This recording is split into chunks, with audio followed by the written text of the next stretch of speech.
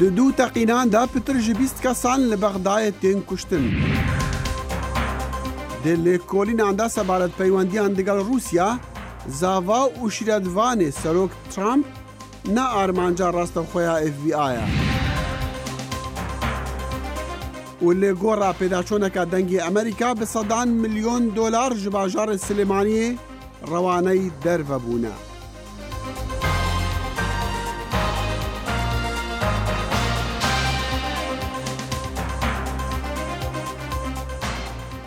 سلااف و هیڤین دەما خۆش دەگەل کورد کۆنەکشن. بەرنامەی کورد کۆنەکشن هەموو ڕۆژانێکی سێشەموان و هەینی لە بەشی کوردی دەنگی ئەمریکاوە ئامادە و پێشکەش دەکرێت و ڕاستەوخۆ لە کەناڵی NRTەوە پێشکەش دەکرێت. بەرەبەیانی ڕۆژی سێشەمە دوو تەقینەوەی ئۆتۆمبیلی بۆمڕێژکرا و بەغدای پایتەختی عێراقی هەژاند و لە ئاکامدا بەلایەنی کەم 24 کەس کوژران و دەیان کەسی تریش بریندار بوون. یەکەم تەقینەوە لە نزیک ئایسکریم فرۆشێکی بەناوبانگ لە ناوچەی کەڕادە ڕوویدا و بەلایەنی کەم 15 کەسی تێدا کوژران. داعش دەست بەجێ بەرپرسیارەتی تەقینەوەکەی گرتە ئەستۆ چەند کاتژمێرێک پاش ئەوەش تەقینەوەی دووهەم لە نزیک ئۆفیسی حکومی لە ناوچەی شەواقی شارەکە ڕوویدا و بەلایەنی کەم 9 کەس کوژران. دێکۆش کاسپی دەکریس مەزن دبە و ئالۆزی مەزن دبن هەفدەمێ سەردانا سەرۆک دۆناڵد ترامپ ji بۆ ڕۆژهەڵاتاناڤین û Ewropa zava û mezina şîretvanê wî ketiye ber ronahiyê bi gumana durustkirina peywendiyan digel Rûsya lê diyar e ew ne armanca serekeya vekolîna FBI ye. Serokê Amerîka Donald Trump di roja bêrînana wekû gotê niştimanperwerên welat serexweşî li malbatên serbazên giyanbexşên Amerîka kir û ev e yekem diyarbûna wî ye li cihekî giştî piştî vegerana wî ji geşteka demdirêj bû dervey welat û careka dî kefte di nav alûziyên peywendiya şîretvanê bilindê koçgaspî diger Rûsyada. Li gor jêderan Jared Kushner zavayê Trump û şîretvanê wî ye here bilind hewl dabû kanalên peywendiyên nihênî digel Moskow peyda biket. Lê Serok Donald Trump bersiva rojnama New York Times da û got Jared karekî baş bo welatî dikit û min baweriyeka mikim pê heye û di rastî da her kesek rêzê lê digiret. Cîr kesekî zor serkeftiye di kardariyê da lê ez bawer dikim ew pitir hez ji siyasetê dike û di siyasetê da zor baş e. Jared Kushner li civîn û kirdarên here giring amade ye wekû hêrişa mûşekan bi ser Sûriye û seredana wî bo Iraqê û her wesa li demê seredana heftiyabûriya Trump bû Vatikanê. Kushner ne armanca rastaxûya lêkolîna FBI'ye lê dixwazin digel biaxivin. Li roja yekşembe Jared û hevjîna wî Ivanka Trump digel parêzerekî taybet li Koçgaspî bû peydakirina çareseriyekê bû vê pirsê hatine xuya kirin.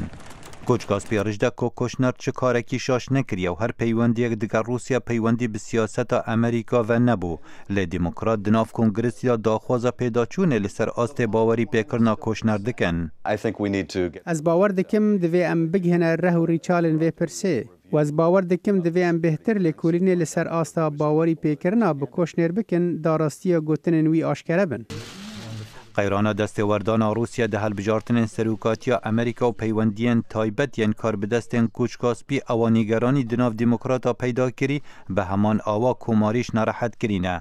Senatörê komarî John McCain dibêjit Rûsya û Putin hevrikiyên here mezin in bo Amerîka û pitir ji gefên komala dewleta İslamiya Daişê. Û li demê seredana wî bo Astralya serokê Rûsya bi wêrankirina binyadên demokrasiyê gunehbar kir digel hewlên Putin bo xistina helbijartinên Amerîka li jêr bandora xwe. Min çi belgenîne li ser serkeftina wan digorîna encamên helbijartinên Amerîka. Lê Putin Ukrayna da beş kir ku welatekî xwedan serwerî bû û sengû givaşê bi ser welatên Belkan diket. Rûs kefeka mezin in. Wizareta Dada Amerîka Robert Mueller wekû lêkolêrê taybet li ser destêwerdana Rûsya di helbijartinên serokatiya Amerîka da bû piştgiriya Trump destnîşan kir piştî derkirina rêveberê berê ye FBI James Comey ji ofîsê. Dêta zanîn Serok Trump daxwaz ji James Comey kir bû dest ji lêkolînê li ser peywendiya şîretvanên niştimaniyê berê ye Amerîka Michael Flynn diger Rûsya berdet. Pirsa têkiliyên Kushner bi Rûsya di raporteka rojnama Washington Post hatibû. Peywendiyên Serok Trump digel mîdyayê zor nebaşin û raporta rojnamê bi peyameka nerast nav kir. Xalid Fettah, Dengê Amerîka. سەرۆک ترامپ گەڕایەوە واشنگتن پاش کۆتایی هێنان بە یەکەم گەشتی بۆ وڵاتانی دەرەوە لە وەتای سەرۆکە. ئەو گەشتە نۆڕۆژیە کۆمەڵێک پرسیاری هێنایە گۆڕێ. داڵند ترامپ دەست بە سەردانەکەی کرد بۆ عەرەبستانی سعودی کە بەو ڕێبەرە موسڵمانانەی کە لەوێدا کۆبوونەوە بڵێ ئەو لێرە نییە بۆ ئامۆژگاری کردنیان. ئێمە لێرە نین بۆ ئەوەی بە کەسانی تر بڵێن چۆن بژین، چی بکەن، کێ ببن و یاخود چی بپەرستن. بەڵام لە کۆتایی سەردانەکەیدا شێوەی قسەکردنی ترامپ بە شێوەیەکی بەرچاو گۆڕا. لە کۆبنەوەی کیلۆتکەیدا لە براسل ترامپ ڕەخنەی لە هاوپەیمانانی وڵاتی گرتوەکان گرت بۆ ئەوەی بە ئەندازەی پێوەست لەسەر بەرگریان خەرج نەکردوون. ئەمە کارێکی ڕەوانیە بۆ هاوڵاتیانی باشدەری وڵاتە گرتوەکان و زۆرێک لەم وڵاتانە قەرزێکی هەر زۆری ساڵانی پێشووتریان لەسەر ماوە. ئەوە بەڕوونی کارتێکردنێکی ناخۆش بوو، تەنها قۆڵاتری کرد بەهۆی ئامادەنەبوونی ترامپ لە پابەندبوون بە بەڵێنە هاوبەشەکانی بەرگری ناتۆ. تا ئەندازەیەک ئاماژەی تێکەڵ دەدا بە هاوپەیمانەکانمان ئەگەر بە تەواوەتی وابەستە نەبیدیان بڵێ بە تەواوەتی وابەستەم ئەوالو بڕواایەدا نیم ئەمە ببێتە هەندێک بۆ لایەنی تر لەم هاوپەیمانیەتێدا کاریگەر بن. لە دەمی سەردانەکەیدا ترامپ سەردانی ئیسرائیل و ناوچەکانی فەڵەستینی کرد. خۆشببینی لەبارەی پرۆسەکانی ئاشتی ڕۆژهەڵاتی ناوەڕاست دەربڕی بەڵام وردەکاریەکی کەمی خستە ڕوو سەبارەت بەوەی ئەو پلانی چییە بۆ بەرەو پێشەوە بردننی پرۆسەکە. یەکێک لەو ڕێگایانە لەوانەیە ئەوە بێت وڵاتانی عەرەبی و ئیسرائیل پێکەوە بهێنێت لەسەر بنەمای باوەڕنەبوونی هاوبەشیان بە ئیران. لە ڕاستیدا هێرشبردن سەر ئیران بابەتی سەرەکی بوو لە دەمی سەردانەکەی ترامپدا بۆ دەرەوە. ڕۆژەمەوانی ئیرانی ئەمریکایی نیگارە مۆرتەزەوی لە ڕێگای سکایپەوە دەڵێت وا دیارە دەیەوێ ئێران لەسەرەوەی لیستی دوژمناندا بێ بەلایانی کەم کە دێتە سەر ڕۆژهەڵاتی ناوەڕاست و پێکێنانی بازنەیەکی نوێ لە هاوپەیمانان کە بە شێوەیەکی بنچینەیی ئێران دوژمنی هاوبەشیانە. بەشێتری سەردانەکەی ترامپ لە نیوانیان کۆبنەوە لەگەڵ پاپ فرانسیس لە ڤاتیکان و کۆبنەوەی لەگەڵ سەرکۆزیرانی ئیتالیا بە زۆری سەرنجڕاکێش نەبوون. ترامپ یەکەمین سەردانی بۆ دەرەوە بە سەرکەوتو ڕاگەیان و لە توێتەرێکدا وتی ئەو بلیۆنەها دۆلاری بۆ وڵاتە گرتوەکان پاراستووە و هەروەها ملیۆنەها کاریش. ئەو ئێستاکە گەڕاوەتە واشنگتن و بەڕێوەبەرێتەکەی لە بەرامبەر هەڕەشەی چۆنەسەرەوەی ناکۆکیەکاندایە لەبارەی رووسیاوە. و سەرۆکی نو هەلبژارتی فەرەنسا پێشوازی لە سەرۆکی رووسی دکەش بۆ دەستپێکردنا قۆنەغەکدی یا تێکەلیان سەرۆکی فەرەنسا میدیای رووسی خەتابار کردبوو بە مایتێکردنێ دپرۆسەی دیموکراسی وڵاتی خۆدا لێ پشتی 2 هەفتەیەن سەرۆکاتی وی گوت دانوستاندن دەگەڵ رووسیا زێدەگرنگن ji بۆ نەهشتنا چەند پرسگرێکین جیهانێ. هەرچەندە پێشتر وەک دەگوترێ مۆسکۆ پشتیوانی لە ڕکابەرەکانی سەرۆکی نوێی فەڕەنسا دەکرد هەر بۆیە پێدەچێ ئەم سەردانەی ڤلادیمیر پوتین بۆ پاریس داڕشتنەوەی پەیوەندیەکانی رووسیا و فەڕەنسا بێت بەڵام بەو مانایە نییە بگوترێت لەسەر تەواوی دۆسیەکان تێگەیشتنی هاوبەشی ئەلیزێ و کرملن هەن. Notre priorité absolue, c'est la lutte contre le terrorisme. هەرچی سەرەکی و بنچینەیەمان شەڕی دژی تێرۆریزم و لەناوبردنی ڕێکخراوە تێرۆریستەکانە بە تایبەتی داعش. ئەمەش پرەنسیبی کارەکانمانە لە سووریادا. دەتوانین لەگەڵ رووسیاشدا هاوبەشیمان هەبێتەوە و هیواداریشم بتوانین قۆناغێکی گواستنەوەی دیموکراسیمان هەبێت لەگەڵ پارێزراوی دەوڵەتی سووریادا. هەر لە سەرەتای قەیرانی سووریاوە مۆسکۆ پشتیوانی لە ڕژێمەکەی بەشار ئەسەد دەکات و هێشتاش سوورە لەسەر هەڵوێستی خۆی. لەسەر سووریا هەڵوێستی ئێمە زانراوە بۆ سەرۆکیشم باس کرد. بنەماکە ئەوەیە شەڕی تیرۆریزم بە وێرانکردنی سەروەری وڵاتێک ناکرێت کە ئێستا سەرقاڵی شەڕی ناوخۆیە بەڵام دڵنیام دەتوانین یەکگرتوو بین لە شەڕی دژە تۆریزمدا و ئەنجامی ئەرێنی بەدەست بێنین. دووبارەی دەکەمەوە ئەو سەرکەوتنە تەنها لەو کاتەدا دەبێت کە هێزی هاوبەشمان لە ئاستێکی پراکتیک دابن و پێکەوە دژی ئەم پەتایەی سەدەی 2021 بجەنگین. ئەم سەردانەی سەرۆکی رووسیا هاوکاتە لەگەڵ سەرهەڵدانی ناکۆچیەکان لە نێوان ئەوروپا و وڵاتە یەکگرتوەکانی ئەمریکادا. سەرۆکی ئەمریکا لە یەکەم کۆبوونەوەی لوتکەیی وڵاتانی کۆمەڵی حەوتدا دەیخواست جەختکردنەوە لەسەر دۆسیەکانی کۆریای باکوور و بەرەنگاربوونەوەی تێرۆریزم بێ بەڵام ڕێبەرانی ئەوروپا دۆسەی گۆڕانکاری کەشوهەوا بەلایەنەوە گرنگ بووە. پێم وایە ئەمریکا تاوتوی هەڵوێستەکانی خۆی دەکاتەوە لەسەر ئەم بابەتە و سیاسەتی خۆی دیار دەکات. بەڵام هیچ گومانێک لەسەر گرنگی ئەم دۆسەیە تایبەتەی گۆڕانکاری کەشوهەوا نییە. ئەوروپا دەخوازێت پەیماننامەی پاریس کە براک ئۆباما سەرۆکی پێشووی ئەمریکا مۆری کردبوو وەک خۆی جێبەجێ بکرێت، بەڵام جارێکیان داناڵد ترامپ ئەو پەیماننامەی بە هەڵخەڵەتاندن ناودێر کرد. نوێنەرانی یەکێتی ئەوروپا لەگەڵ ئەم 6 وڵاتەدان چەند ڕۆژی ڕابردوو نیشانی دام پشتبەستنێکی تەواوەتی بە خەڵکی تر کۆتایی پێهات. ئێمە وەک هاوبەشی نزیک دەمێنینەوە. بەڵێ ئەڵمانیا هاوبەشی ئەمریکایەوە، بەڵام دەشزانین کە پێویستە ئەوروپایەکان چارەنووسی خۆیان لە دەستی خۆیان دابێت. گازەندەکانی ئەوروپا هەر تەنها لەو دۆسیە ژینگەییەدا سنووردار نییە. ئەوروپا لەگەڵ ئەو سەوداچەکێشدا نییە کە سەرۆک ترامپ هاوکاتی سەردانەکەی بۆ شانشینی عەرەبستانی سوعودیە مۆری کرد. بەپێی ئەو ڕێکەوتنە ئەمریکا لە ماوەی 10 ساڵدا باین نزیکەی 500 ملیارد دلار چەکی جۆراوجۆری پێشکەوتوو بە عەرەبستانی سوعودیە دەفرۆشێت. ئەگەر وڵاتێک بڕواتە وڵاتێکی تر کە ڕێز لە مافەکانی مرۆڤ ناگرێت و کۆنتراکتێکی گەورەی چەکمۆر بکات، کاتێ وڵاتێک دەزانێت خەڵک بەهۆی گۆڕانکاری کەشوهەواوە دووچاری مێنەتی دێنەوە و دەمرێن، ئەوە دەڵێن ڕۆژئاوا بچووکتر بۆتەوە و یان هەر هیچ نەبێت لاواستر بووە. لەگەڵم ناکۆچیانەشدا بەڵام هێشتا بەرژەوەندی هاوبەش و بەهای هاوبەشان لە نێوان ئەمبەر و ئەوبەری ئۆقیانوسی ئاتلانتی لەسەر و هەمووشیانەوە دۆسەی شەڕی تێرۆریزم. دوا بەدوای سەردانەکەی سەرۆک ترامپ بۆ ئەوروپا و بەشداریکردنی لە کۆبوونەوەی گروپی حەوت، ڕاوێژکاری ئەڵمانیا ئەنگێلا مێرکەل قۆناغێکی نوێی لە پەیوەندیەکانی نێوان ئەوروپا و ئەمریکا ڕاگەیاند. ئەمەش پاش ئەوە بوو کە سەرۆک ترامپ گوتی دڵنیا نییە ئەگەر لەسەر ڕێکەوتنە ژینگەیەکەی پاریسی ساڵی 2015 بمێنێتەوە یان نا. بۆ تاوتوێکردنی پەیوەندی نێوان ئەمریکا و ئەوروپا، بەرنامەی کورد کۆنێکشن میواندارێتی کاوە حەسەن دەکات بەڕێوەبەری بەشی ڕۆژهەڵاتی ناوەڕاست و باکووری ئافریقا لە نێوەندی ئیست وێست. کاکاوە ئەم کاتت باش؟ ئەم کاتتان باش. سپاس. سەرەتا دەمەوێت لەو پرسیارەوە دەست پێ بکەم، ئایا ڕێککەوتنەکەی پاریس بۆ ئەوروپایەکان ئەوەندە گرنگە کە پەیوەندیەکانی خۆیان لەگەڵ ئەمریکادا پێوە گرێ بدەن؟ بەڵێ، ڕێکەوتنامەی پاریس تەنها بۆ ئەوروپایەکان گرنگ نییە، گرنگە بۆ هەموو جیهان، لەبەرەوەی ئەو گۆڕانکاری ڕیشیانەی کە لە ئەو هەوای ڕوئەدا لەسەر ئاسی جیهان بەڕاستی هەڕەشەیەکی زۆر گەورەیە بۆ ینی بۆ مرۆڤایەتی. طبعاً بێگومان بۆ ئەوروپایەکانیش لێرەیە گرنگی خۆی هەیە، لەبەرەوەی بەتایبەتی فەڕەنسا و وڵاتانی کە یەکێتی ئەوروپا، ینی کاتێکی زۆریان ینی کاتێک و جوودێکی زۆریان سەرف کرد لەوەی کەوا بتوانن زۆربەی وڵاتانی جیهان کۆبکەنەوە و ئەو ڕێکەوتنامەیە واژوو بکەن، ینی کاتێکی زۆری پێچوو، هەوڵێکی زۆری پێچوو. لەبەرەوە ئەگەر هاتو ئەمریکا ینی بڕیار بدا سەرۆک ترامپ بڵێکەوە ئێمە پاشەکشەی لێگەن یاخود قوڵی ناکەین، بێگومان ئەمە بە بۆچوونی من ینی نەکسەیەکی زۆر گەورە ئەبێت، ینی بۆ کاری هاوبەش و هەروەها بۆ کاری هاوبەش و بەرەنگاربوونەوەی گۆڕانکاری لە ئەو هەوایە. بەڵێ، باشە کاکاوە، لە کاتێکدا کە ڕاوێژکاری ئەڵمانیا دەڵێت دەبێت داهاتوی خۆمان بڕیاری لەسەر بدەین، باز لە ماکاوا دیارە کە مەبەستی لە ئەمریکایە. جا تۆ پێت وایە هاوڕایی یەک هەبێ لەم قسانی کە ئەنگێلا مێرکەڵی کات لە ئەوروپا یاخود ئەمە تەنها بۆچوونی ئەڵمانیایە؟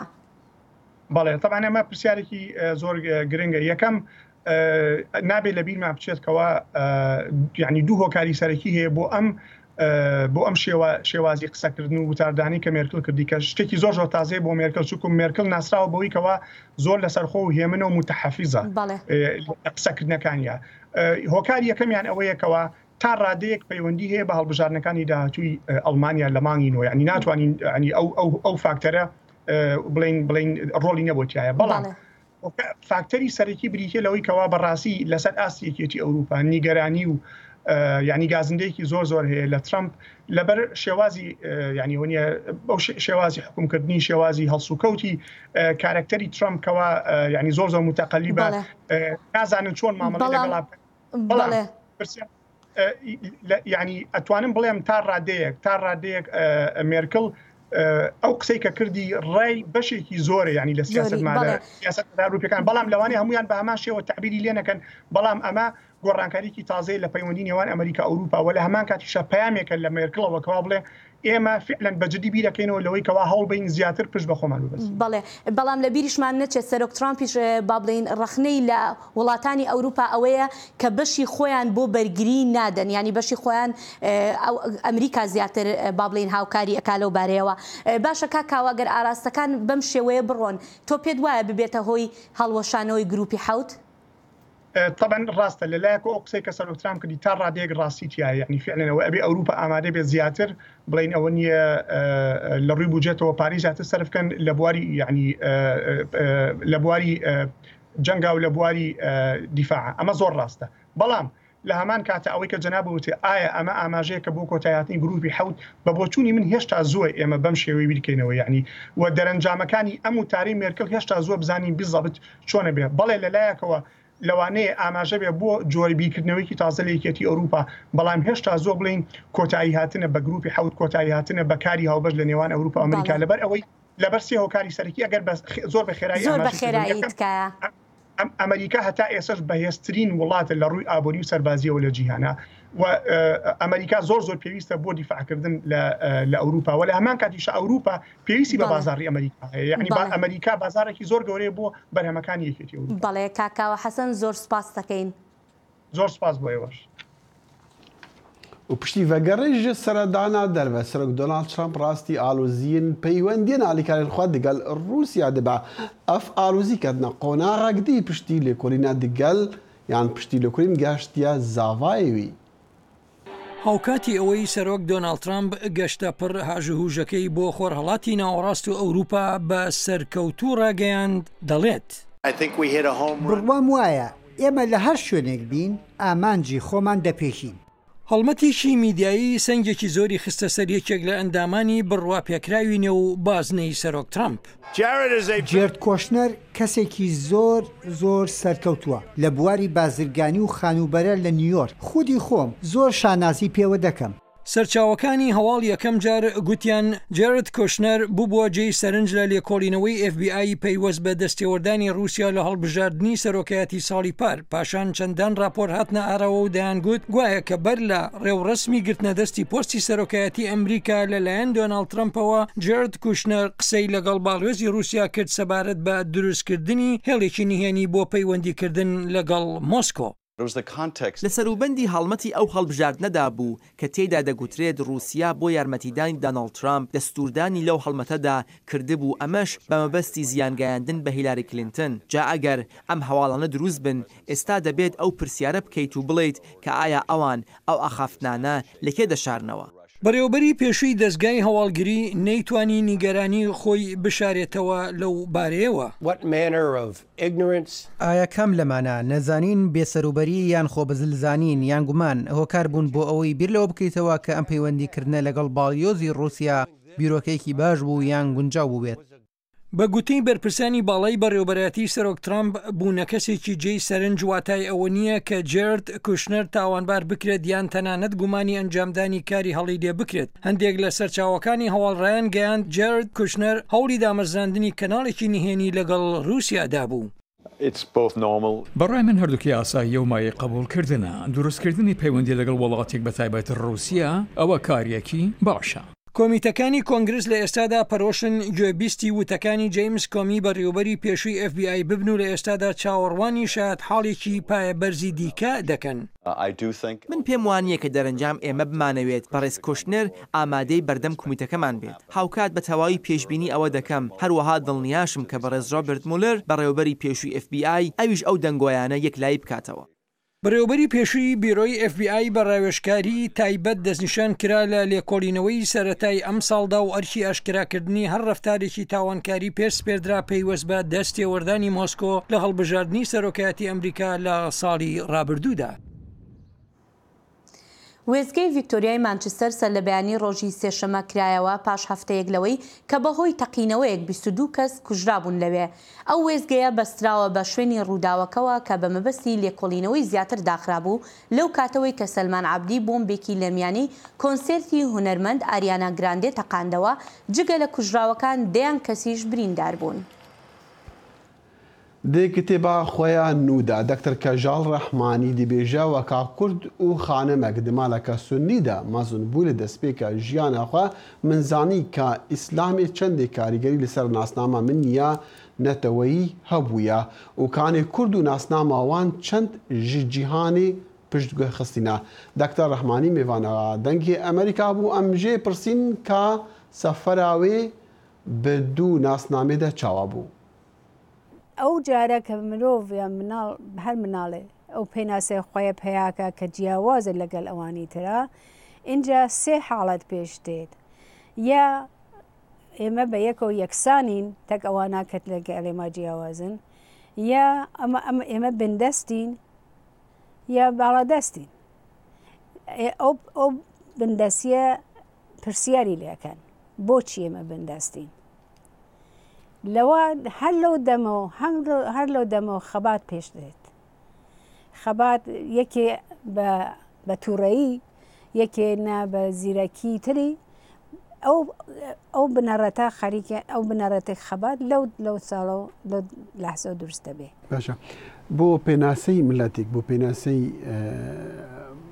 وڵاتێک بۆ پێناسی ئێمە دەزان کە سنوور گرنگە و تۆ پێم وایە لە کتێبەکەتا تۆ باسی ئەو سنوورانە دەکەی پێت وایە ئەو سنوورانە جوگرافین یان ئەتنیکین ئەو سنوورە کە من پەیدام کرد پێناسە بوو سنووری هەیت بوو یعنی سنووری دژمن بوو دژمنی بوو ئەو سنووریچە بەڕاحەت پێداوێ یعنی من کە ڕۆیشتمە تاراندیم ئێمە جیاوازین ڕۆیشتمە تەورێز دیم نەخێر ئێمە ناجسیش هەین چونکە سنی نین ئەوان شێع بوون ڕۆیشتمە مەسەڵەن هەر جێگەی کە غەرە سنە غەرز کوردستان ئەو سنوورێک بە ئەساس دڵڕەشی و چەپەڵی دڵچەپەڵی تەنزیمیان کردگە بۆ ئێمە کە ئەشێ بۆ سنوورە بەو سنوورە ئەو سنوورمە من پایە سنووری ئێتنیکی اینجا ئەو سنوورە من فکرم کردەوە کە بۆچی ئەم سنوورە پیا بووگە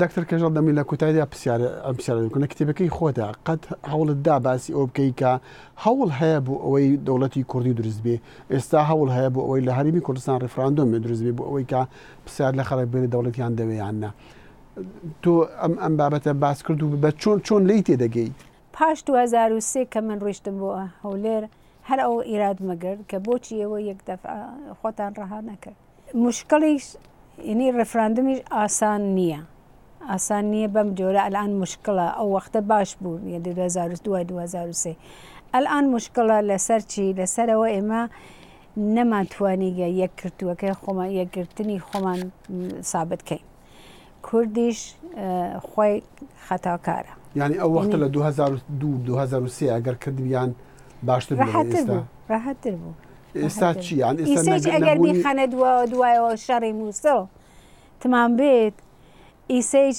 مشکل ئەوەیە حەشەدی شیعێ تێدە بەرەوە ئایسیس ئەروێت حەشەدی شیعی ئەوێتە سەر تێدە بەرەوە و ئەوانیش نەیاڵن دوو نام کتێوەکەی منە بەحسم کردگە دوو نیرو هەز یەکێ تورکیا یەکێکی ئێران قەت هەز ناکەن کورد ببینێ کورد ناوی بێتە دەرەوە یعنی شتێ ئینتیتیک هەر شتێ بە ناوی کورد ئیندپندنت فدریشن کە ناوی فقط کوردستان بێ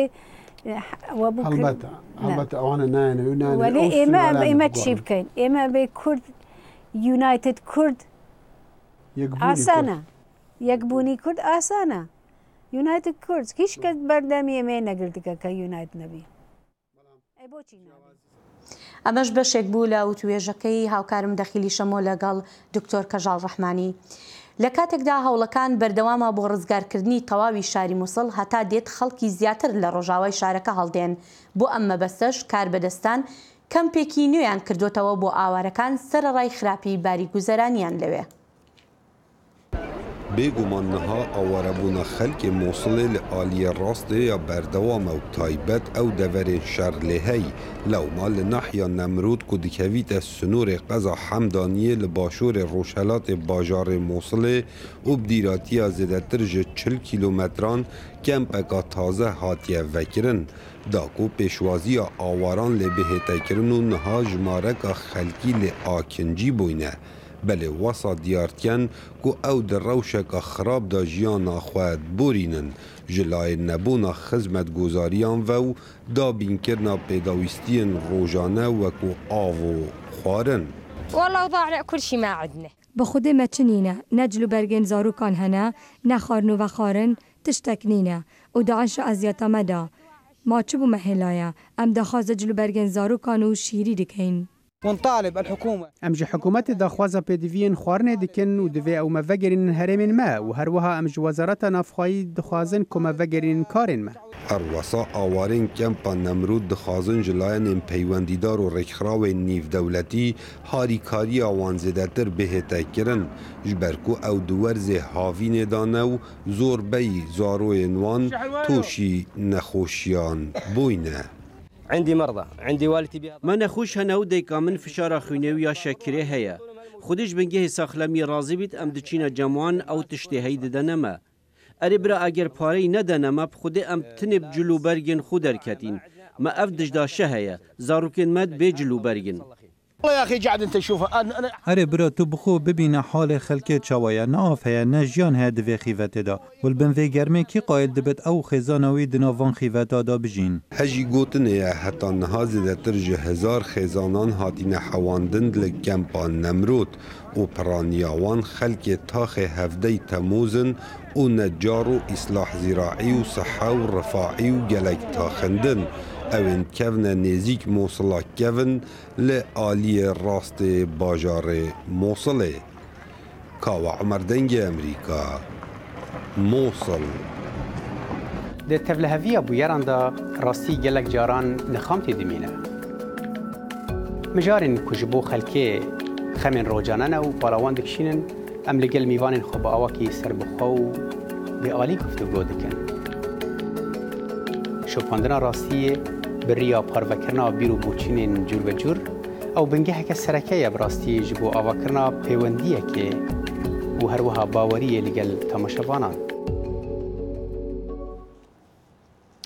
لگورا بلگین به دست دنگی امریکا کتی نزدیکی میلیارد دلاران ji bazarên guhartina diravî û borseya bajarê Silêmanî win dabûne. Bazirganan maya pûçebûna xwe yan maya pûçiya xwe ragihandine lê diyar e ew perehatiya rewanekirin ji bo derîveyê Iraqê. Pemêra dengê Amerîka lê Silêmaniyê ev pêdaçûn kiriye. بەتەنها ئەو 50 ملیۆن دلارە نەبوو کە لە راپۆرتی پێشوودا ئاماژەمان پێکرد لەم بازاڕەوە بە ناوی مایەپوچبوونەوە دیار نەماوە بەڵکو هەر لەم بازاڕەوە سەرەداوی چوونە دەرەوەی 100 ملیۆن دلاری ئەم شارەمان دەستکەوتووە. بەپێی بە دوواداچوونێکی دەنگی ئەمریکا لە شاری سلەیمانی نزیکەی میلیارێک دلار براوەتە دەرەوە بۆ شوێن و مەبەستی نادیار کە لە ماوەی 10 ساڵی ڕابردوودا لە ژێر ناوی حەواڵە و بۆرسە و خزمەتگوزاری ئەلکترۆنی کۆکراونەتەوە و تا ئێستا چارەنووسی ئەو پارانە نادیارە. ئاسایش دەڵێت پارەکە لە دەوروبەری 9 میلیارد دلار بووە. لەوا چێوە بەدەخیشی وا نەبێ زۆر نەبێ. چەند ئاگاتە چەند چەندتان پێگەیشتووە؟ کەم بلانێ کەم پێ بێ. چەند ینی 9 میلیارد دلار چۆتە دەرەوە؟ لەوا هەچێت. بەپێی ئەو بەڵگەنامانەی دەستدەنگی ئەمریکا کەوتووە. بڕی ئەو پارەی بە ناوی بۆرسەوە حەواڵە و کۆکراوەتەوە و نێراوەتە دەرەوە و دیار نەماوە 980 ملیۆن دلارە. پۆلیسی سلەیمانیش زانیاریەکان پشتڕاست دەکاتەوە. بە فەرمی شتی ئێمە کۆمان نەکردوێتەوە پاڵەکە بەڵام ئەڵێن 980 ملیۆن دلارە. ئەم دۆسیە ئێستا لە دادگایە. دۆسێکە لە بنکەی پۆلیسی ڕزگاری لێکۆڵینەوەتیا بەردەوامەوە پێم وتی سەرجەم تۆمەتبارەکان پێشینیان وەرگیراوە لەوە ماوەتەوە کە بنێرێتە دادگای تایبەتمەند بۆ دادگایی کردن.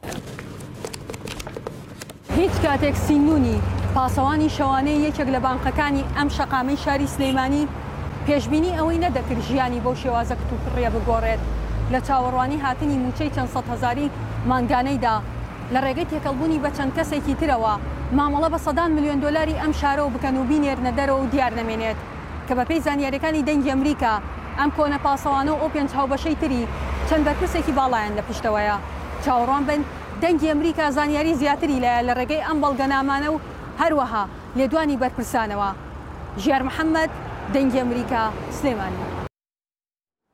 ئەفجا هێرۆ ئەم لە بەندێنە لە بەرنامە بێتن ژیارخان راپۆرتێکە پتر درودریژ و تەسەل بدەدمە گۆڕیوان بەڵگەنامێن و دەست پێکەتین و لە گۆڕی وان لێدوان و ئاخفتناکە بدەستان و ژ بۆیە کرینە لەسەر مەسەلا هەلبەت مەسەلەک نەپچووکە چکە تایبەتجی بەڵێ بێگومان و لە راپۆرتەکەشا ژیار ئاماژەی بۆش کرد کە وەکو دەڵێن دەستی چەند بەرپرسێکی باڵای لە پشتەوەیە جا بەشکم لە بەپێی بەڵگەکان لە بەرنمەکانی داهاتوودا بزانین ئەوە بە شێوەیە کراوە و یا دێژی ئەوە و گەڵک ژووی پارەی خەلکیە بازرگانە ژە خەلکی وەرگرتیا بازرگانی پێکریا لێ نەها دەبێژن مایە پوچی یعنی ئەو پارە چۆ مەخابن بەرحال بێچەندێتینە دماهیا بەرنامە کورد کونەکشن هەتا ڕۆژە هەینی هەر شاد و بەختەوەر بن و خدا حافیز کاتێکی خۆش.